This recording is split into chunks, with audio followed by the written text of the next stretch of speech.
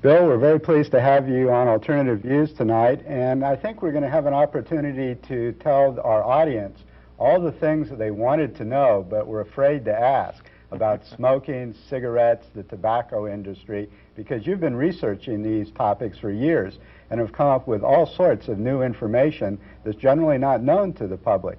So let's begin by telling some of those people that are puffing out in the audience what are in those weeds that they are getting such pleasure from. Well, they are getting a lot of pleasure out of their cigarettes. In fact, each person who has a favorite brand is getting his own specific brand of pleasure. For one thing, because each brand has a patented set of chemicals in it, which generically in the industry are known as smoker satisfaction chemicals.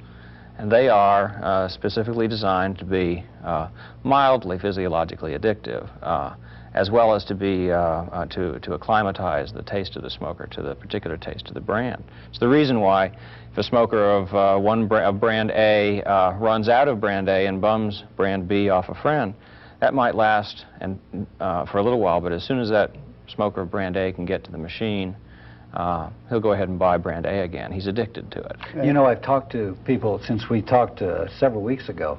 I've just checked, smokers, I say, do you ever try any other cigarettes? And he said, I try this other cigarettes, but they sure don't taste good. I like my own brand. Exactly. I guess exactly. And that's just one of them. What is it that they're addicted to? Is it the tobacco or these specific chemicals? Well, there's a whole set of answers to your question, unfortunately, and I'll try to keep it short. For one thing, certainly they're addicted to nicotine. Nicotine is a component of cigarettes. Mostly nowadays, the nicotine that's in there is not in there as a result of being on a natural tobacco leaf. It's in there because the manufacturers have incorporated it as an ingredient in the synthetic smoking materials that most cigarettes are made out of now. Then, of course, there's a form of addiction that's generally not discussed with cigarettes, but it's a real factor, and that is that cigarettes contain so many extremely toxic ingredients that are put in there as a result of manufacturing decisions. They're not in any natural tobacco that may have somehow found its way into the cigarette.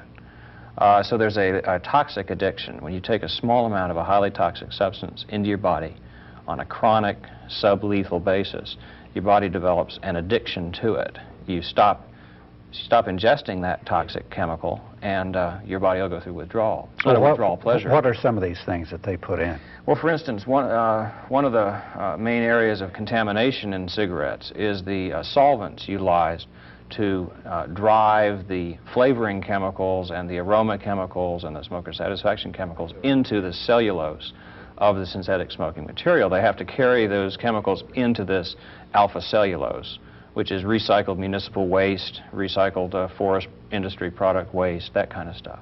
It's basically basic cellulose. So they have to use solvents to carry these flavoring chemicals and so forth into the alpha cellulose.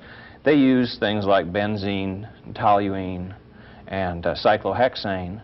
They also use one of the more common solvents, and I have copies of the patents for the utilization of this, is phosgene. That's nerve gas. That's exactly right. It's a very effective solvent as well. And residues of it remain in the alpha cellulose after processing is through. And so when the cigarette is smoked, when the synthetic smoking material is burned, in addition to the release of chemicals that naturally accompany the combustion of organic materials, you get release of such things as phosgene and benzene and well, now benzene, that's a known carcinogen too. Precisely, yeah, exactly. One of the main reasons that the cigarette industry, and we need to distinguish between the cigarette industry and the tobacco industry, but one of the main reasons that they are able to say it's never been effectively proven or scientifically proven that cigarettes cause cancer or heart disease and so forth. Well, it actually hasn't ever been scientifically proven. And that's primarily because the cigarettes that are utilized by NIH and all the other testing organizations in conducting their rat skin painting tests and all that sort of thing are especially supplied to them by the tobacco industry. And they're University of Kentucky standard 100-millimeter cigarettes, and they are composed of pure tobacco. There's no synthetic smoking material. There's no benzene. There's none of the processing chemicals utilized in these cigarettes that are smoked by the machines and then painted on the mouse skins and so forth. So there's an elaborate set of reasons why the tobacco industry, or pardon me, the cigarette industry is still, in the face of common sense, able to maintain this this glib, disingenuous attitude of, well, nobody's really proved it. Well, in fact, there's many different kinds of tobacco and even pesticide residues that get into cigarettes. It's not the Exactly. pure, sweet leaf that you sometimes see in the South, you know, Yeah. hanging up to dry. And you see in all the ads. Right, and you see in all the ads. Tell Yeah. us a little bit about junk tobacco and You the way bet. that pesticide residues You bet. get into tobacco and add to the poison here. Well, in addition to synthetic materials, synthetic smoking materials, which today comprise a large portion of most brands of cigarettes, you have what's called reconstituted sheet, appropriately named. And it's composed of roots and stems and trash, tobacco trash, brought into this country by the cigarette manufacturers, primarily from third world sources. And utilized, it's ground up into a fine powder, and it's incorporated along with glues and flavoring chemicals and so forth into a sheet that looks like a piece of plywood or a particle board, which is then shaved in giant mills. And that's, if a person who's smoking cares to, and a lot of people would rather not know, which is one of the reasons that perhaps sets are clicking at this very moment. But for those who are listening who care to, take a cigarette, cut it apart, and look at those little golden curls under magnification, and you'll see that they're not parts of leaves. There's no veins in them, you know. But what you can see is you can see they're composed of little fine particles. That's ground up roots and stems. Those tobacco plants in the third world where they were originally raised were sprayed with all kinds of pesticides. I have research that has been done in Europe that indicates that there are dozens of pesticides, many of which are totally banned in this country. Like DDT, chloridane, heptachlor, toxaphene, dieldrin, aldrin, endrin, on and on. Endosulfan, a wide range of pesticides that have known fetus-damaging effects.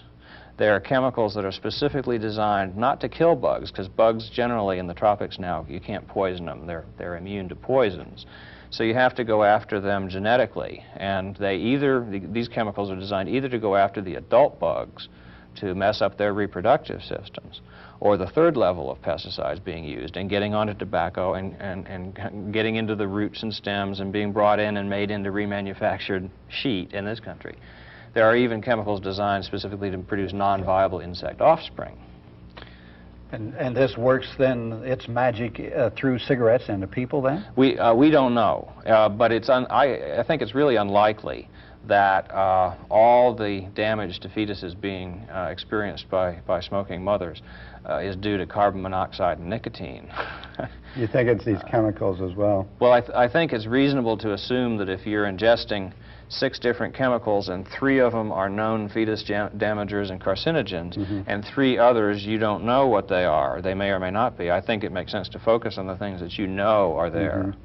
What about filters? Are filters on the cigarettes able to keep some of these poisons and tars and nicotine from entering the body? In some cases, certain types of filters, yes. The governments of Europe, the governments of the European Economic Community have for the last 20 years recognized that this is a really severe problem, pesticides in cigarettes. And they have extensive regulations in place in Europe. In fact, you cannot bring tobacco into Europe for manufacture into cigarettes that has DDT contamination, that has any endrin on it. Most of the organochlorine pesticides are totally banned in Europe on tobacco products. And as a consequence, any smoker knows. You smoke brand A in the U.S. and you go to Europe and buy brand A at the airport and in the train station or wherever. It tastes very different, and that's because it's made with tobacco, for one thing. Relatively little reconstituted tobacco is present in European cigarettes, simply because they can't get enough uncontaminated material to make the cheap substitute with, so they have to use the real thing. What about other tobacco products like cigars or snuff and Right. chewing tobacco? Well, in terms of pesticides, each has its own specific kind of danger. Cigars, for instance, the really good cigars, wrapped in real, genuine tobacco leaf. Remember, I mentioned before the program that one of the things about tobacco is it's very high in sugar. And insects, of course, are very attracted to plants that are high in sugar and high in protein. Consequently, when you're raising cigar leaf tobacco in the tropics, you have a real serious problem with insects biting holes in it, and that makes it unacceptable as wrapper leaf. Even worse, you have a problem with snails and slugs. So there's a wide range of snail and slug killers, which usually incorporate heavy metals, that are utilized on cigar wrapper leaf tobacco. Methanol, if you're familiar with pesticides, is probably the most common and highest level contaminant of cigar leaves. Chewing tobacco, snuff, wet snuff, which a lot of young people are turning to, particularly as an alternative to smoking, is extraordinarily dangerous from the standpoint of oral cavity cancer, primarily because several of the pesticides used in the production of the junk tobacco, basically, the trash tobacco that's used to make this stuff, are very high in things like NDELA, which is a known oral cavity carcinogen. There is an extreme danger, really, in using this wet snuff. This Sean Marcy case up in Oklahoma that was just lost a few months back. If his mother and his lawyer had had access to this information, they should have tried the case in a whole different area, because the manufacturers are guilty of knowing that these chemicals are present in cigarettes and tobacco so-called products. Now, how have you gotten all this information? A lot of Freedom of Information Act, a lot of just plain reading industry literature. The industry is totally unregulated. They don't have to comply to any federal or state regulations with regard to what they put in their products or what their products are contaminated with. So they chatter back and forth a great deal in their technical papers. I have a list of a computer list sent to me by EPA, and this is a printout of all the tobacco industry studies done on the effects of pesticides in creating off-taste. They're very concerned about consumer acceptance problems. Oh, they don't care about the health problems, they're worried about the taste. Well, they don't flavor. study the health problems, because if they did study the health problems, then they could, it could be said that they knew about them. So what does off-taste mean? Oh, if it tastes any different than what the consumer is accustomed to. Each brand has a very specific set of taste buds it goes after, and a very specific set of aromas. In fact, there are specific chemicals in there designed to give you that first aroma that comes out of the pack when you open it. That's a specific chemical in each brand, or set of chemicals.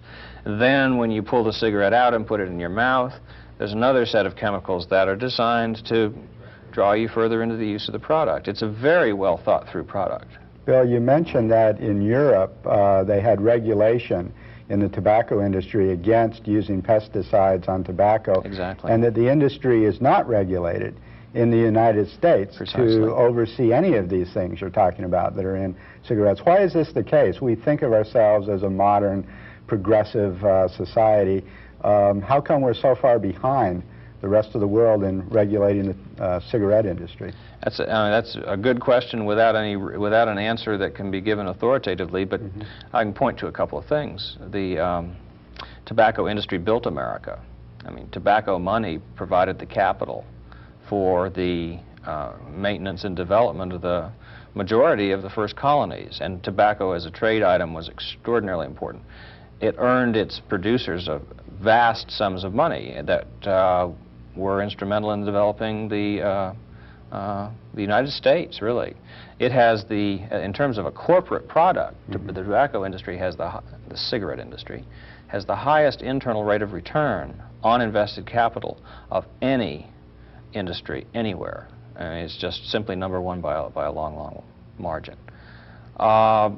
The diversification of the capital that's been earned by the cigarette companies over the last half century has brought them into ownership of just about everything that you can think of on just about any level. They're not into being obvious empire builders, so you don't see organization charts really very often. But inside the tobacco industry, I've pieced together an ownership network of the capital. And it penetrates a long way. For instance, the Mary Babcock Reynolds Foundation is a prime funder of Ralph Nader's Public Citizen Group. And that's tobacco related? Oh yeah, Reynolds. Oh, Reynolds, okay. Yeah, sorry. I should have been more. And has Ralph never done an expose of the cigarette industry? Actually, I went through a very interesting back and forth with the editor of Public Citizen. Okay.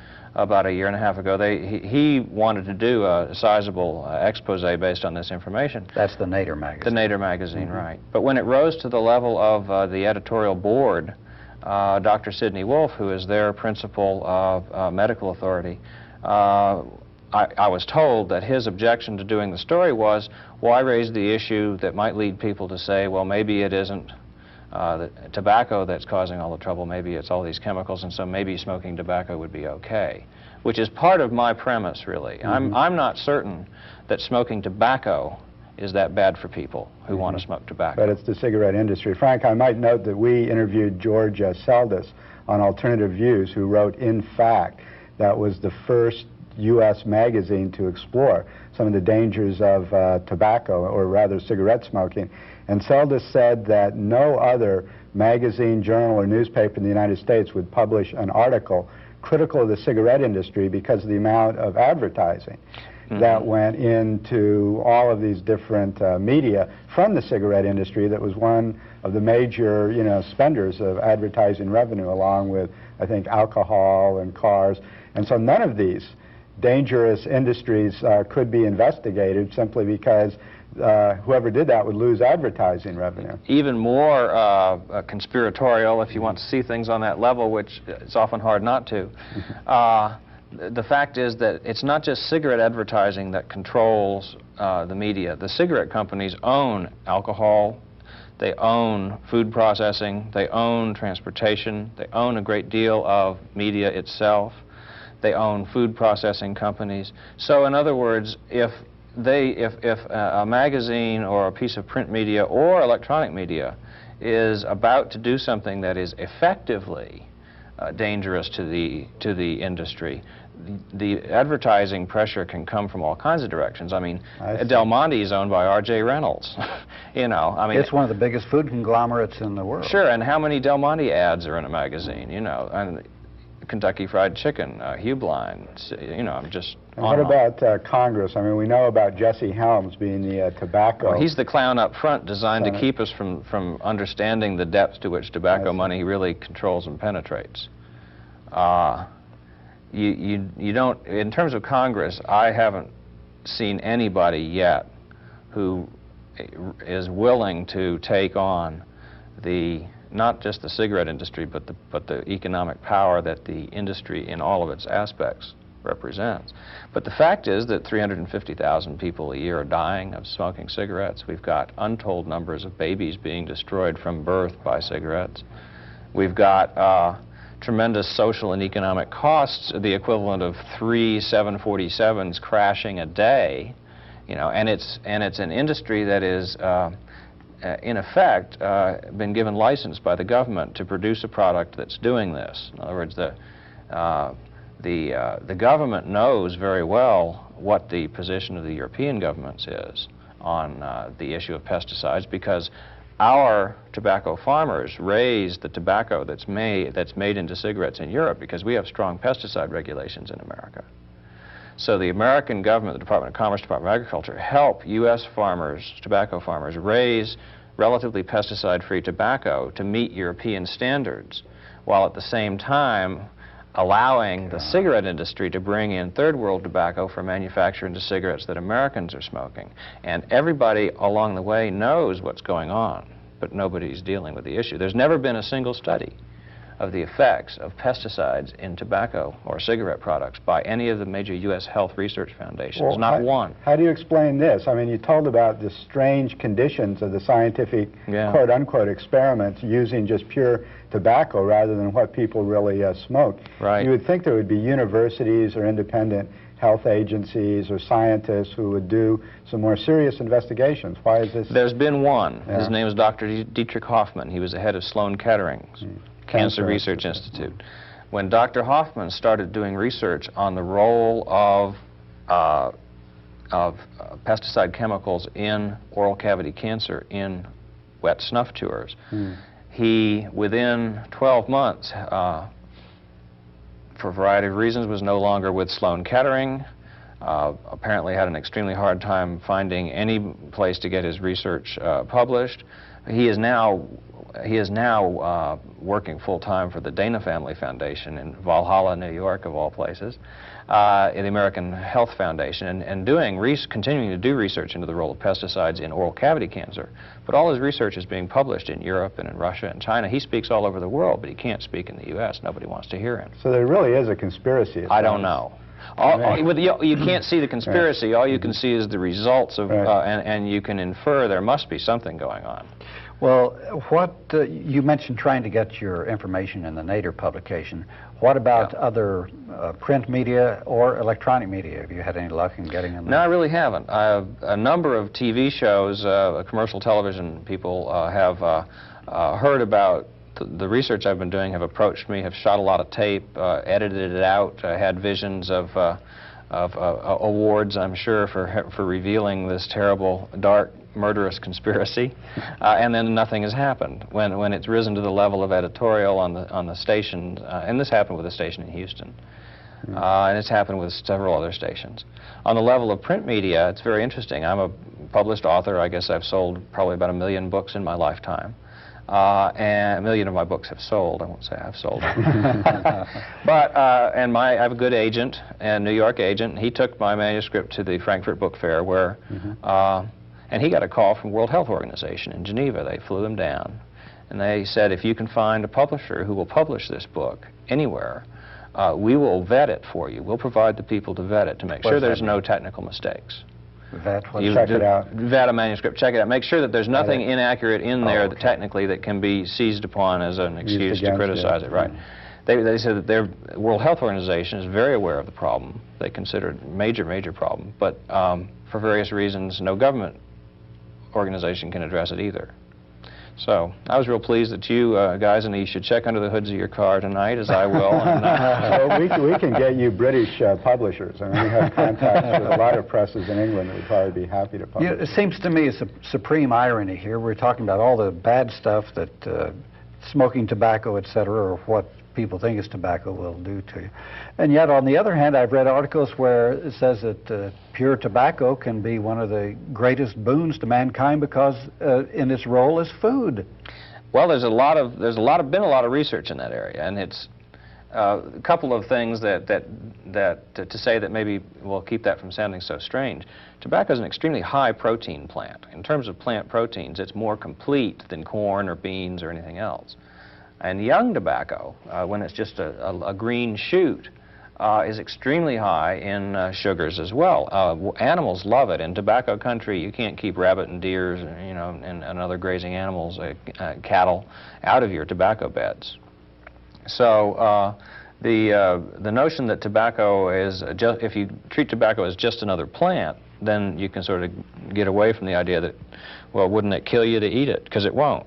And what you're talking about, Frank, is a series of experiments that have extracted protein in its pure form from tobacco and utilized it in feeding experiments. And it's been very successful. And there's a man in North Carolina, chairman of the crop science department there, who's been raising tobacco just for that purpose. He's been raising biomass. How much tobacco can I get on an acre? And he's achieved yields of 200 metric tons an acre a year of tobacco, very high in protein. And he's almost got enough protein out of an acre of tobacco that it's cost competitive with dried eggs, which are a major source of protein in animal feed and so forth. Well, this goes back to a lot of Indian customs. Wasn't tobacco a major part of a whole lot of economies? Yeah, it really was. Different people all over the world. It was considered a gift of the Great Spirit, one of the 4 great gifts, and it was tobacco is a very powerful plant. It's got a very powerful plant spirit.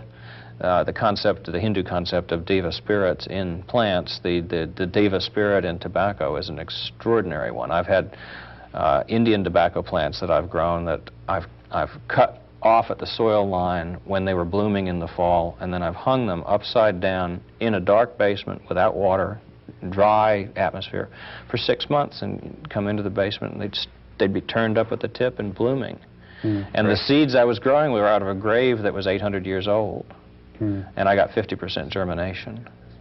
So it's a remarkable plant in a lot of respects. But it's one that's been severely abused by the cigarette industry Exactly. that mixes all these chemicals and pesticides and synthetics in there. But what can be done about this? There have been some product liability suits. People have sued the tobacco companies because they claimed that it killed their relatives from cancer or whatever. What has been the fate of that, and how do you see these cases? It's really been sad because over 300 product liability cases have come to trial and gone through trial in the past approximately 10 years. And every single one has been won by the tobacco companies. I am not a legal scholar, but it seems to me from looking at the cases, and I've read as many of them as I could get a hold of, none of the trial testimony concerned raising the kinds of issues that I've brought out in this research, which would be really important if you were wanting to establish the company's liability for producing an unreasonably dangerous product. Most testimonies concentrated on one line, which is this industry is manufacturing products that contain an addictive material, and my client got addicted to using these harmful products, and since he couldn't stop, the harmfulness of the product harmed my client, and therefore the company's liable. And that line doesn't wash as far as product liability law goes. What you have to be able to do is you have to be able to prove that a manufacturer, knowingly or unknowingly, manufactured an unreasonably dangerous product, and that you were in some way or another deprived of information which would have made a difference in your decision to use the product. And nobody's been able to prove that with regard to the tobacco industry. Pardon me. I keep saying it. I'm an example of the fundamental, subtle perception that keeps us from doing something about this industry. I keep saying the tobacco industry. They're not. They're not tobacco. It's the cigarette. It's the cigarette industry, the chemical stick industry. Poison industry. It sounds like they know that there's these poisons. Oh, they do. And toxic material. Toxic, carcinogenic, fetus damaging, all different forms of biological damage. Well, ultimately, what would you propose doing about this? Obviously, you want to get information out to the public. So in product liability suits, there can be judgments against the tobacco industries that will cause some problems for them. But what is your ultimate solution here? Well, my ultimate solution, I would like to see something modeled on the Nuremberg trials. I think the cigarette industry is too multinational and too powerful to be effectively tried by any single government, just like the Nazi fascist movement was too international, to be tried by any one government. I think that the industry's assets should be stripped from it, and I think that they should be distributed to those who have been injured, and then should be put in a trust fund for those who will continue to be injured over time by this. But I also think that that an awful lot of people have a right to smoke tobacco, and I think a lot of people would enjoy having a tobacco product that they could smoke. And there's certainly a great many farmers in this country and around the world who for whom growing tobacco is what they know. Now, that tobacco doesn't wind up in the cigarettes, and what happens to it's another long story. But there's too many long stories involved in this whole issue. But I do think the industry needs to be disassembled, and I think that in its place, a new industry needs to be erected based on small farm production of a high-quality smoking product for people who want to smoke. Bill, can you give us your address if people want to write to you for more information?